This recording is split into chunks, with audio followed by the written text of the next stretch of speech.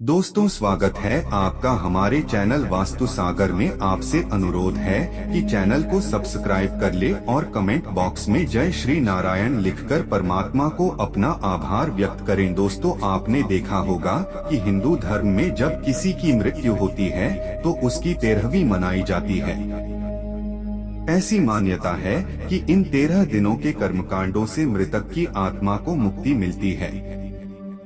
तो आइए जानते हैं कि व्यक्ति की मृत्यु के बाद आत्मा क्या करती है। 13 दिन तक जो कर्मकांड किए जाते हैं उनसे मृतक की आत्मा को क्या क्या लाभ मिलता है, और यदि यह कर्मकांड न किए जाएं तो आत्मा का क्या होता है। इसके साथ ही हम यह भी जानेंगे कि शरीर छोड़ने के 13 दिन बाद तक आत्मा कैसे रहती है, किस स्थान पर जाती है, और 13 दिन के बाद आत्मा के साथ क्या होता है, और जिन लोगों की अकाल मृत्यु होती है उनकी मुक्ति के लिए क्या किया जाता है। दोस्तों, गरुड़ पुराण में बताया गया है कि मृत्यु के बाद आत्मा 13 दिनों तक उसी जगह पर रहती है जहां उसने शरीर का त्याग किया होता है। हिंदू धर्म शास्त्रों के अनुसार शरीर में मौजूद आत्मा कभी नष्ट नहीं होती। वह कुछ समय तक एक शरीर में रहती है और सही समय आने पर उसे छोड़कर दूसरा शरीर धारण करती है। मृत्यु के तुरंत बाद जीवात्मा को अजीबोगरीब अनुभवों से होकर गुजरना पड़ता है, जो आत्मा के लिए दुखद और कष्टदायी होते हैं। वीडियो में अंत तक बने रहे। गरुड़ पुराण के अनुसार मृत्यु के बाद आत्मा शरीर से निकलकर कुछ देर तक अचेत अवस्था में रहती है, लेकिन कुछ ही पल में आत्मा सचेत हो उठकर खड़ी हो जाती है। वर्षों तक उस शरीर में रहने के कारण आत्मा को शरीर से मोह बना रहता है। आत्मा कोशिश करती है कि वह फिर से अपने शरीर में प्रवेश कर जाए, लेकिन यम के दूत उसे शरीर में प्रवेश नहीं करने देते। दुखी होकर आत्मा कभी अपने मृत शरीर को देखती है तो कभी अपने संबंधियों को देखकर उनसे बात करना चाहती है, लेकिन कोई भी उसकी आवाज सुन नहीं पाता। धीरे धीरे व्यक्ति की आत्मा यह स्वीकार कर लेती है कि अब मृत्युलोक से जाने का वक्त हो चुका है।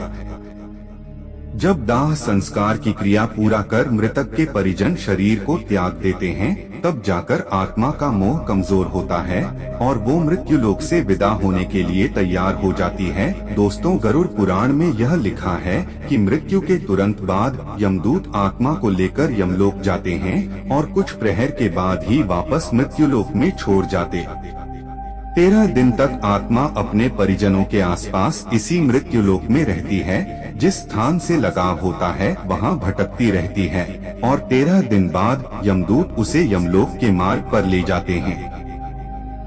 हिंदू धर्म शास्त्रों में मृत व्यक्ति को पिंडदान करने का विधान है। गरुड़ पुराण के अनुसार मृत्यु के बाद 9 दिनों तक जो पिंडदान किए जाते हैं उससे मृत आत्मा के विभिन्न अंगों का निर्माण होता है और 10वें दिन के पिंडदान से बल की प्राप्ति होती है। मृतक का स्थूल शरीर जलकर खत्म हो चुका होता है। शरीर जल जाने पर आत्मा प्रेत योनि में रहती है। 13 दिनों तक अर्पण किए जाने वाले पिंडदान से प्रेत बन चुकी आत्मा को फिर से 1 हाथ लंबा शरीर प्राप्त होता है। इसी शरीर के द्वारा आत्मा यमलोक के रास्ते में अपने जीवन में किए गए शुभ और अशुभ कर्मों के फल को भोगती है। पिंडदान से आत्मा को बल मिलता है और वो अपने पैरों पर चलकर मृत्युलोक से यमलोक तक की यात्रा पूरी करती है। मृतक के परिजनों द्वारा जो पिंड दान किए जाते हैं वो ही मृतात्मा को भोजन के रूप में प्राप्त होता है। गरुड़ पुराण में स्पष्ट लिखा है कि जिस मृतक के नाम से पिंडदान नहीं किया जाता उसे प्रेत योनि में ही रहना पड़ता है। उसी प्रेत योनि में वह कई वर्षों तक निर्जन वन में दुखी होकर इधर उधर घूमता रहता है। उनका उद्धार नहीं होता, इसलिए मृतक की आत्मा की शांति के लिए पिंडदान बहुत जरूरी माना गया। जिन व्यक्तियों की अकाल मृत्यु होती है, गरुड़ पुराण में उनकी आत्मा की शांति के लिए भी उनके निमित्त पिंडदान करने के लिए कहा गया है। यदि मृतक का शरीर उपलब्ध न हो परंतु उसकी मृत्यु निश्चित हो चुकी हो, तब भी उसके निमित्त पिंडदान करने का विधान है। यजुर्वेद में कहा गया है कि शरीर छोड़ने के पश्चात जिन्होंने और ध्यान किया है वे देवलोक चले जाते हैं। कुछ सत्कर्म करने वाले भक्त जन स्वर्ग चले जाते हैं। स्वर्ग में वह देव बनकर अपने पुण्यों को तब तक भोगते हैं जब तक उनकी पुण्य समाप्त न हो जाए। राक्षसी कम करने वाले कुछ प्रेत योनि में अनंत काल तक भटकते रहते हैं और कुछ फिर से धरती पर जन्म ले लेते हैं। माँ लक्ष्मी की कृपा आप सभी पर बनी रहे।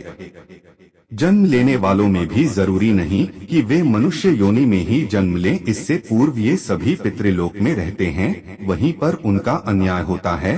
दोस्तों, इस पूरी जानकारी का सार यह है कि मृत व्यक्ति की आत्मा शरीर छोड़ने के तुरंत बाद पहले यमलोक जाती है और सिर्फ कुछ प्रहर बाद अपने मृत शरीर के पास वापस आ जाती है। इसके बाद पूरे 13 दिन तक इस मृत्युलोक में रहती है। 13 दिन के बाद आत्मा फिर से यात्रा शुरू करती है। यात्रा शुरू करते समय 3 अलग अलग मार्ग होते हैं। एक मार्ग स्वर्ग ले जाता है, दूसरा नाग और तीसरा पितृलोक के लिए है। व्यक्ति के कर्म के अनुसार देवदूत इन मार्गों पर आत्मा को ले जाते हैं। दोस्तों, अगर आपको हमारी वीडियो अच्छी लगी हो तो हमारे इस वास्तु सागर चैनल को जरूर सब्सक्राइब करें और कमेंट बॉक्स में श्री हरि जरूर लिखें।